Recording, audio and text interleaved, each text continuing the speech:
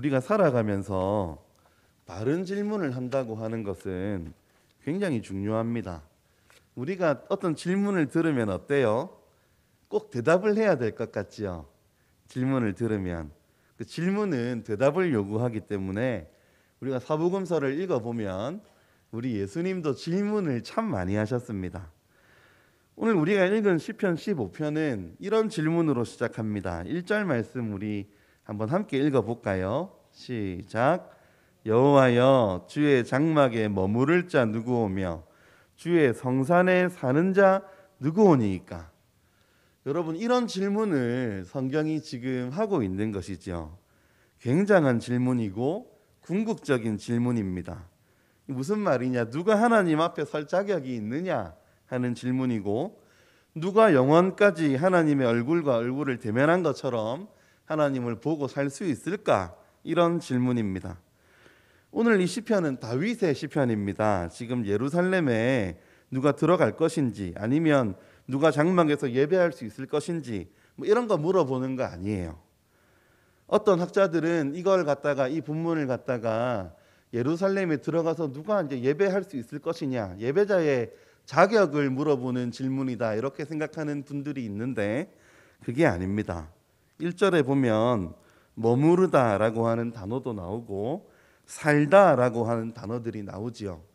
하나님께 잠깐 예배하러 가는 사람들은 그 장막에 머무르지 않습니다. 예배 드리고 나오지요. 그 성산에 살고 있지 않습니다. 그렇죠? 잠깐 예배 드리고 나오기 때문입니다. 이 머무르다는 단어의 용례를 보면 아브라함이 약속의 땅에 머물렀다 할 때 이렇게 쓰이기도 하고, 이스라엘이 400년 동안 이집트에 머물렀다 이렇게 말할 때 사용이 되는 단어이기도 합니다. 잠시 예배 보러 왔다가 가는 걸 뜻하는 단어가 아니고 주저앉아서 거기서 사는 걸 뜻하는 단어이기 때문에 이 순례자가 예루살렘 와가지고 잠깐 예배드리고 나가야 되지 그 안에 살면 어떻게 되겠습니까? 그러니까 이건 잠깐 예배드리고 가는 예배자의 자격을 물어보는 게 아니고, 누가 하나님의 임재 안에서 살 수 있겠습니까? 이런 질문입니다. 다시 말하면 누가 영원히 하나님과 천국에서 지내겠습니까? 이런 질문이라고도 할 수 있겠죠. 여러분, 이런 질문보다 중요한 질문 받습니까? 이게 우리가 할 수 있는 가장 중요한 질문 중에 하나일 거예요. 이 질문 앞에서 다른 질문들은 좀 의미가 없어집니다. 노후 대비 어떻게 해야 되나? 뭐 이런 질문이라든지, 학생들은 뭐 어떤 학교를 가야 되나? 무슨 직업을 가질까? 이런 질문들도 우리가 생각하기에는 막 굉장히 중요하고 우리가 그런 걸로 눈물을 흘리고 기도할 때도 많이 있지만, 누가 하나님과 함께 천국에서 살 거냐라고 물어보는 이 질문 앞에서 그런 질문들은 좀 의미를 잃어버리게 되지요.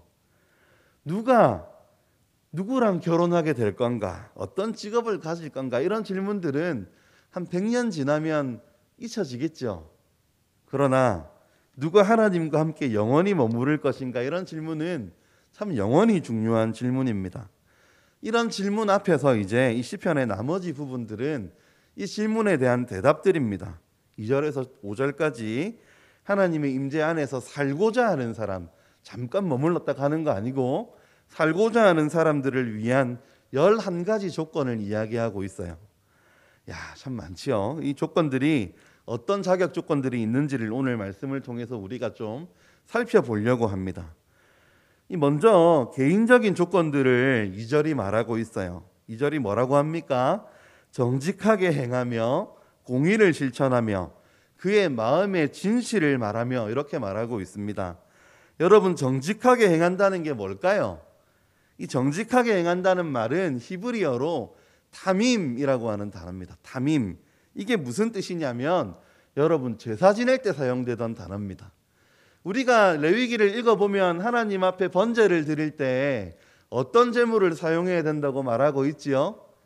흠 없는 소, 그죠? 흠 없는 염소, 뭐 이런 거, 흠 없는 산비둘기, 쥐비둘기 새끼, 이런 거 드려야 된다고 말하고 있지 않습니까? 여기 이 흠 없는이라고 하는 단어가 타밈입니다. 그러니까 지금 우리가 정직하게 행한다는 게 무슨 말입니까? 하나님 보실 때 하나님 앞에서 이 사람은 흠이 없다. 누가 판단하는 거지요? 하나님 보실 때 흠이 없다 하는 사람만 하나님과 영원히 살 수 있게 된다고 하는 겁니다. 사무엘하 22장 31절 보면 이 단어가 하나님께도 사용이 됐어요.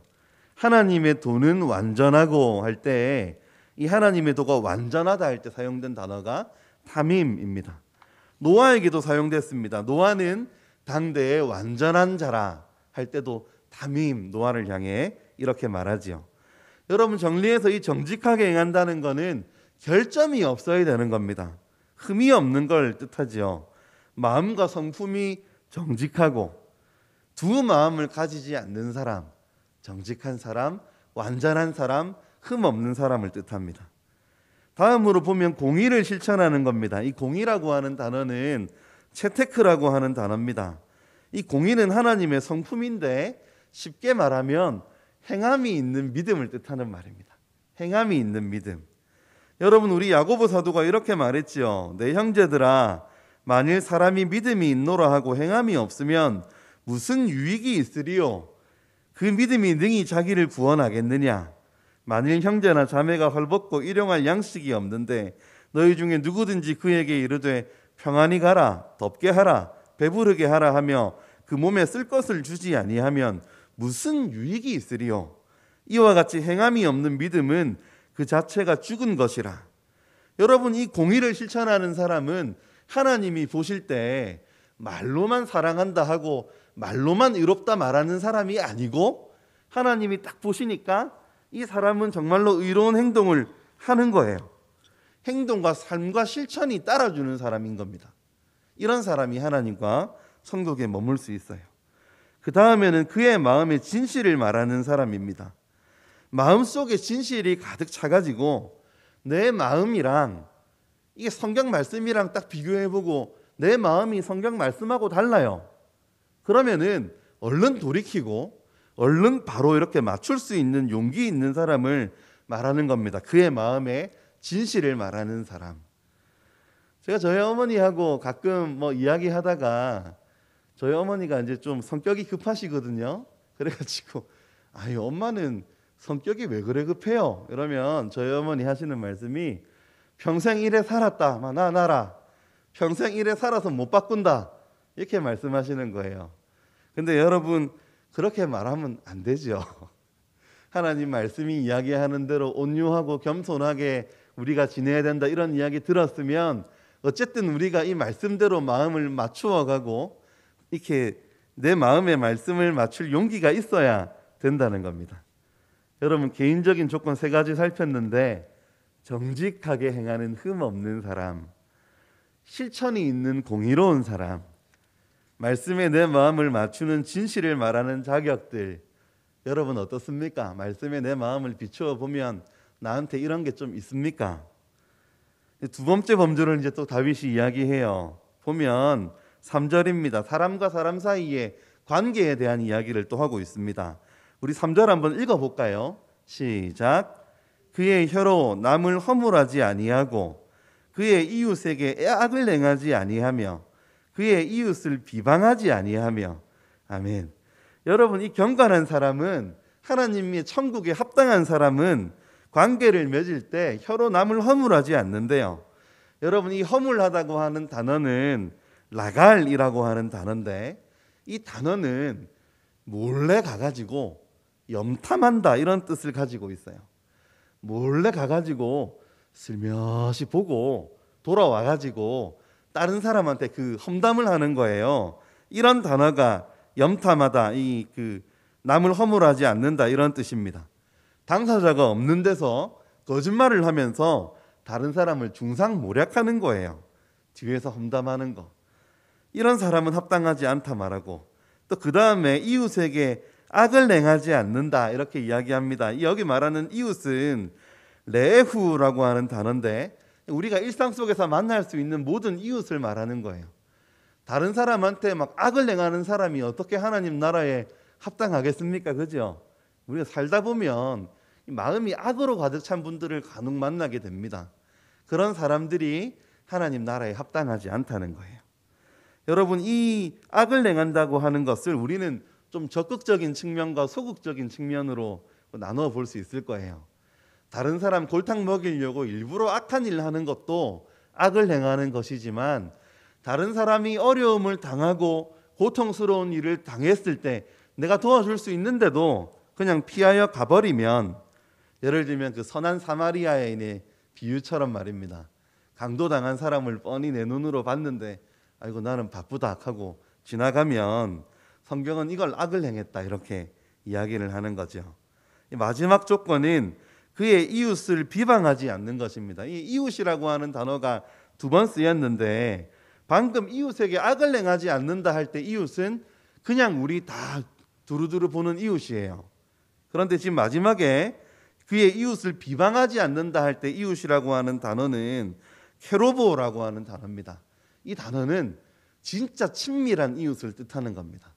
같이 먹고 마시고 너무 친한 이웃 있잖아요. 우리가 이마트에서 지나가면서 보이는 이웃 말고 우리 집에 초대도 하고 밥도 같이 먹고 함께 뭘 나눌 수 있는 그런 이웃들 있죠. 이런 이웃을 뜻하는 것입니다. 이런 이웃을 비방하다 하는 게 뭘까요? 여기 비방하다는 단어는 급하게 벗기다, 노출시키다, 뭐 이런 단어를 가지고 이런 뜻을 가지고 있습니다. 왜 옛날에 아이들 국민학교 다니고 초등학교 다닐 때 장난칠 때 갑자기 막 바지를 훅 내린다든지 이런 장난치는 친구들 있잖아요. 그런 단어입니다. 갑자기 급하게 약점과 비밀을 급하게 공개하고 치욕을 주고 모욕을 주고 상처를 주고 존중하지 않는 행위를 뜻하는 것입니다. 정말로 친밀한 사람한테 이런 일을 행하는 거예요. 내가 같이 밥도 먹고 친밀하게 지내고 서로 손도 잡고 기도할 수 있는 이런 친밀한 사이에 이런 배신을 하는 사람은 하나님 나라에 합당하지 않다, 이렇게 말하고 있습니다. 사랑하는 성도 여러분, 그렇다면 오늘 이 자리에 모인 우리는 어떻습니까? 이 교회는 어떻습니까? 교회만큼 친밀한 공동체가 있겠습니까? 서로를 향해서 형제라고 말하고 자매라고 말하고 예수의 피로 성령의 하나 되게 하심으로 우리가 하나 되었다 말하는 공동체가 교회인데, 교회 안에서 서로가 서로의 허물을 덮어줘야 되지 지체의 허물을 들추는 거, 이거 하나님 나라 합당하지 않다는 겁니다. 자, 다시 정리하면 이웃과의 관계에서 하나님과 함께 거할 수 있는 자격이 뭡니까? 남을 허물하지 않고 이웃에게 악을 행하지 않고 이웃을 비방하지 않는 겁니다. 여러분 어떻습니까? 이렇게 들어보니까 여러분 많이 겪었죠? 그렇지 않습니까? 많이 겪었습니다. 예전에 제가 다른 교회에서 가르치던 청년이 저한테 이런 말을 한 적이 있어요. 목사님, 교회만큼 뒤에서 말 많이 하는 걸 본 적이 없어요. 서로를 향해서 앞에서는 웃고 친절한 척 하지만 뒤에 가서 욕 많이 하는 거 제가 너무 많이 봤어요. 이런 게 신앙생활이라고 하면 저는 신앙생활 하고 싶지 않아요. 제가 전도했던 친구인데 교회를 떠났습니다. 이런 게 신앙생활이라면 안 하고 싶다고. 여러분, 하나님과 함께 거하기 위해서는 악의적인 험담 안 해야 되겠죠? 사랑하기 바쁜 시간입니다. 베드로전서에 사랑은 허다한 죄를 덮느니라 이렇게 말하고 있습니다. 내 지체의 허물이 나의 허물인 것처럼 여기고 내 지체의 어려운 형편이 내 것인 것으로 여기고 사랑하고 덮어주고 도와주는 것이 우리가 한 교회 한 지체된 우리의 모습이어야 하지 않겠습니까? 여러분 어떻습니까? 개인적인 자격에 넘어서 이제 관계적인 자격들을 우리가 쭉 봤는데 여러분 이 하나님 앞에 자신 있으십니까? 이제 다윗이 마음에 관련된 범주를 다루고 있는데요. 우리 4절 말씀 한번 함께 볼까요? 시작. 그의 눈은 망령된 자를 멸시하며 여호와를 두려워하는 자들을 존대하며 그의 마음에 서원한 것은 해로울지라도 변하지 아니하며. 아멘. 망령된 자를 멸시하고 여호와를 두려워하는 자를 존대한다. 이게 무슨 말일까요? 쉽게 말해서 하나님의 마음을 갖는다는 겁니다. 하나님이 보시기에 악한 것에는 나도 화가 나고 하나님 보시기에 기뻐할 만한 일에는 나도 기뻐서 힘을 내고 하나님의 마음을 가져서 정말로 이 하나님의 마음대로 하나님의 감정대로 따라 사는 사람을 뜻하는 것이지요. 다윗이 이런 이야기를 합니다. 시편 139편 21절 22절 보면 여호와여 내가 주를 미워하는 자들을 미워하지 아니하오며 주를 치러 일어나는 자들을 미워하지 아니하나이까 내가 그들을 심히 미워하니 그들은 나의 원수들이니이다. 하나님을 치러 일어나는 사람들은 내 원수라는 거예요. 하나님의 마음을 동일하게 가지는 마음. 신앙의 핵심은 악을 미워하고 악을 혐오하는 것입니다. 경건한 사람은 죄악들을 보고 아무 감정이 없으면 안 돼요.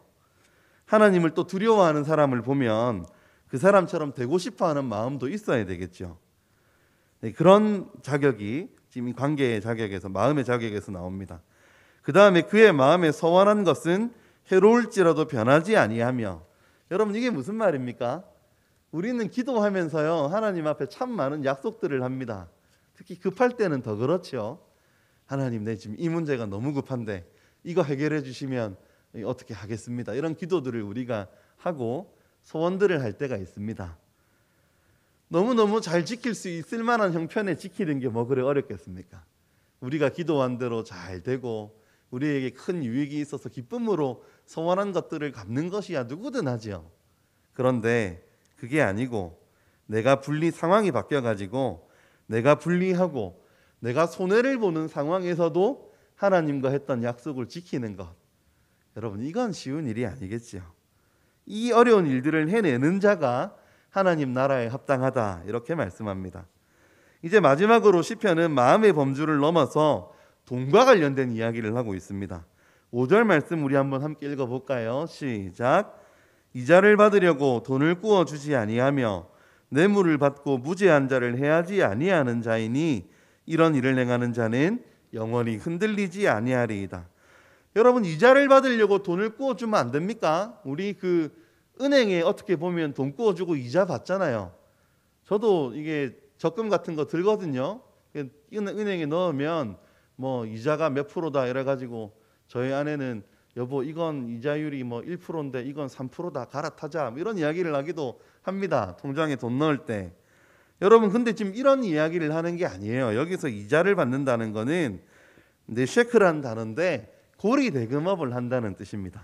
고리 대금업. 이 이스라엘 나라에서는 율법으로 동족들 간에 이렇게 고리 대금업 하는 걸 금지하고 있습니다. 외국인에게 거래할 때는 이자 받는 걸 허용했어요. 그런데 동족들에게는 허용하지 않았습니다. 왜냐하면 농경사회였기 때문에 농사를 망쳤고 씨앗이 없기 때문에 빌리는 건데 그렇게 어려운 상황에 놓은 자기 동족들에게 이자를 놓고 착취하는 것은 동족을 전혀 사랑하지 않는 사람이었기 때문에 지금 이렇게 고리 대금업하면 안 된다고 그렇게 이야기하고 있습니다. 형제보다 돈을 더 사랑하는 자는 하나님과 함께 거할 수가 없겠지요. 뇌물을 받고 무죄한 자를 해하는 것도 안 된다 그럽니다. 뇌물을 받는 건 정의를 망치는 일이기 때문입니다. 우리 주님 정의로운 분이신데 뇌물 주고 받는 것 합당하지 않습니다. 여러분 이 쭉 조건들을 우리가 하나씩 좀 간단하게 살펴봤는데 여러분 이걸 읽으면서 좀 신기한 느낌이 안 드십니까? 우리가 하나님 나라에 합당한 사람이 어떤 사람이냐? 하나님과 함께 거할 사람이 어떤 사람이고 천국의 삶을 살아갈 사람이 어떤 사람이냐 이야기할 때 주의 성산에 살고 주님의 장막에 머무를 자가 누구냐 할 때 제 머릿속에 언뜻 떠오르는 생각은 뭐였냐면 예배를 잘 드리는 것이었어요. 하나님 나라에 합당한 사람은 예배자이지 이런 생각을 했었단 말입니다. 근데 오늘 이 말씀을 보니까 여러분 하나하나 보여주는 자격들과 조건들이 종교적인 게 하나도 없어요. 주일 예배와 관련된 조건들이 아닙니다. 오히려 이 조건들은 어떤 조건들입니까? 우리가 일상생활을 어떻게 살아가느냐 하는 데 관련된 조건들이지요. 이 시편이 지금 말하고 있는 대답은 우리가 주일에 교회 와서 하고 있는 일에 대한 이야기가 아니에요. 한 주간 동안 어떻게 살아가고 있느냐, 우리의 삶 속에서 우리가 어떻게 살고 있느냐, 교회에 있지 않을 때 어떻게 하냐 이 모습을 보고 있다는 겁니다. 교회 와가지고는 우리가 괜찮은 사람인 척 할 수 있습니다. 교회 와가지고 예배를 드릴 때는 경건한 사람인 척 할 수 있습니다. 문제는 우리의 일상입니다. 사랑하는 성도 여러분, 여러분들의 일상이 어떠합니까? 여러분들의 일상이 당장 일터로 나가기 위하여 아침에 일어나고 아침을 먹고 땀을 흘리면서 주어진 일들을 하고 있는 그 모든 시간들이 주님이 계신 장막에 머무르고 주가 계신 성산에 거하기에 합당하겠습니까? 여러분, 저는 자신이 없어요. 저는 도무지 자신이 없습니다. 이 번제단에 바쳐지는 제물처럼 흠이 없을 자신이 없고, 언제나 옳은 일을 행할 자신이 없고, 마음에 언제나 진리를 말할 자신이 없고, 정말 자신이 없습니다. 저는 이 모든 순간을 주님과 함께하고 있느냐, 모든 일상을 주님과 동행하느냐 그렇게 물어보면 저는 도무지 자신이 없습니다. 여러분은 어떻습니까? 여러분은 괜찮으시겠습니까? 이 질문들 앞에서. 제가 대학을 다닐 때 저는 고신대학을 다녔기 때문에 고신대학교의 교훈은 코람데오입니다. 하나님 앞에서라고 하는 뜻을 가진 이 교훈입니다. 학교 정문을 통과해가지고 수업을 들으려 쭉 그 오르막길을 올라가면 운동장 앞에 이 비석이 서 있어요. 엄청 큰 글자로 코람데오 이렇게 쓰여져 있습니다. 거기 앞을 지나갈 때마다 여러분 마음이 얼마나 섬뜩한지 몰라요. 우리 학교의 교훈이 하나님 앞에 서지 자랑스럽다 이런 감정이 아니라 하나님 앞에서 마음이 섬찟섬찟하고 마음이 얼마나 무서운지 몰라요 여러분. 내가 마음으로 얼마나 많은 죄를 짓는데, 내가 얼마나 하나님 나라에 합당하지 않은 죄인인데 하나님 다 보고 계시다고 생각하면, 다 하나님 앞에서 일어나는 일이라고 생각하면 여러분 얼마나 끔찍한지 모릅니다. 여러분은 자신이 있으십니까? 여러분들이 하고 있는 생각이 여러분의 이마에 그대로 드러난다고 하면 여러분 괜찮겠습니까? 아무도 보는 이 없을 때 당신은 누구인가? 라고 하는 책의 제목처럼 여러분은 괜찮겠습니까? 오늘 이 시편이 우리에게 보여주는 자격들, 이 시편이 하나님 앞에서 개인의 자격, 이웃과의 관계, 하나님이 투명하게 보시는 마음, 하나님 앞에서의 이 금전생활 이런 거 말하고 있는데, 하나님이 우리의 마음을 유리창 넘어 보는 것처럼 다 보실 터인데, 이 어미하신 하나님 앞에서, 거룩하신 하나님 앞에서 이런 조건을 이야기하는 하나님 앞에서 여러분 괜찮으시겠습니까? 이 조건들은 저에게는 절망이에요. 저는 이 조건들을 보면 희망이 없습니다. 다윗이 시편 143편 2절에서 이렇게 말합니다. 주의 종에게 심판을 행하지 마소서. 주의 눈앞에는 의로운 인생이 하나도 없나이다. 하나도 없나이다. 사랑하는 성도 여러분, 우리가 어떻게 해야 됩니까? 누가 여호와의 장막에 머무르고 누가 주의 성산에 살겠느냐는 이 질문 앞에서 그 사람이 어떤 자격을 지녀야 되는지를 나열하고 있는 이 본문 앞에 우리가 너무 끔찍한 대답밖에 할 수는 없잖아요. 나는 안 돼요 라고 말하는 대답밖에는 우리가 이 질문 앞에 할 수가 없잖아요. 여러분, 우리가 어찌 해야 됩니까? 누가 하나님 앞에 살 자격이 있습니까? 그러나 여러분, 우리 예수님은 어떻습니까? 이 자격 조건들을 쭉 보면 우리 예수님 어떻습니까? 흠 없는 제물이 되어주셨지요. 옳은 일을 행하셨지요. 마음의 진리를 행하셨습니다. 이웃에게 어떤 악도 행하지 않으셨습니다. 대적을 위하여, 원수를 위하여 자기의 생명을 버리셨지요. 하나님 아버지께 순종하는 삶을 사셨습니다. 예수님의 생명을 대가로 지불하더라도 흔들리지 않으시고 십자가를 향해 얼굴을 고정하시고 하나님의 오른편으로 높임을 받으신 분, 우리가 믿고 따르고 섬기는 우리의 구주 예수 그리스도십니다. 오직 이 불가능해 보이는 조건들을 유일하게 통과하신 분, 우리 예수님이십니다. 여러분, 그렇다면 우리에게 이게 어떤 의미가 있겠습니까? 이 시편을 예수님이 완성하셨고 예수님이 이 시편을 완성하여 하나님께 받아들여지신 분이 되었다면 이게 과연 오늘을 살아가는 나와는 어떤 관계가 있습니까? 예수님이 이 질문에 통과하셨다면 이 예수님은 나와 무슨 관계입니까? 관계가 있지요. 그분의 순종과 그분의 죄 없는 삶이 나에게 전가될 수 있기 때문에 그렇습니다. 우리는 이 조건에 부합하는 사람이 없습니다. 의인은 없으되 하나도 없다고 말씀이 우리에게 이야기합니다. 우리의 마음은 솔직히 더럽습니다. 불결합니다. 그러나 우리 구주 예수의 그 놀라우신 보혈로 인하여 하나님이 우리를 의로운 자가 아니나 의롭다 여겨주십니다. 예수님 때문에 의롭지 않지만 우리는 의롭다 여김을 받았습니다. 로마서 5장 19절은 말씀합니다. 한 사람이 순종하심으로 많은 사람이 의인이 되리라. 갈라디아서 2장 16절은 말씀합니다. 사람이 의롭게 되는 것은 율법의 행위대로 말미암음이 아니요 오직 예수 그리스도를 믿음으로 말미암는 줄 알므로. 우리 구주께서 시편 15편의 이 조건들에 합당한 삶을 사심으로 주님의 순종이, 주님의 자격이 우리의 것으로 여겨지게 되는 것입니다. 죄인이고 원수되었던 우리가 하나님과 함께 머무르고 주의 성산에 사는 그런 관계의 회복이 일어나게 되는 것입니다. 우리 주님 말씀하셨지요. 내가 진실로 진실로 너희에게 이르노니 내 말을 듣고 또 나 보내신 이를 믿는 자는 영생을 얻었고 심판에 이르지 아니하나니 사망에서 생명으로 옮겼느니라. 사랑하는 성도 여러분, 오늘 이 시간에 예수님을 좀 깊이 우리가 생각하게 되기를 바랍니다. 이 시편 15편의 이 질문들 앞에서 여러분, 우리는 절망입니다. 우리의 노력으로는 불가능합니다. 그러나 우리의 구주께서 이 일을 위하여 자기의 몸을 우리에게 제물로 주셨습니다.